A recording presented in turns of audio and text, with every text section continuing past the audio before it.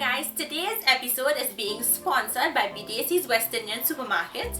They have 3 locations, one here in Fort Lauderdale, Florida, one in New York, and one in Canada. So thank you so much to BDAC Supermarket for sponsoring this episode. So today I'm going to share with you my recipe on how to make Saijan just in time for Shivratri. So to start, we have here the Saijan sticks or the drumsticks. This is from the Saijan plant or the Moringa plant. All you have to do is take your knife and go back and forth on the sticks to get rid of that residue on the outside.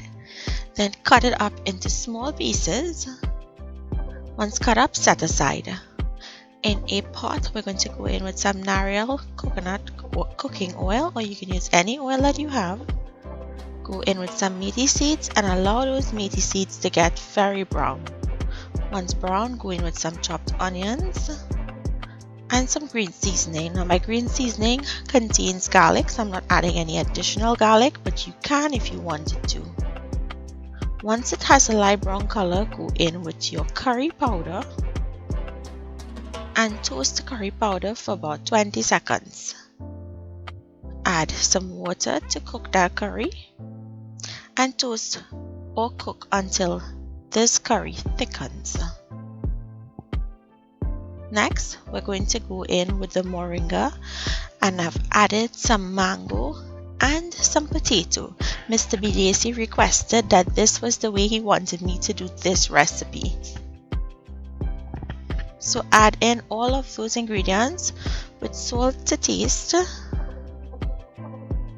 Toss and allow this to bunjil down or fry up in that curry for about 2 to 3 minutes.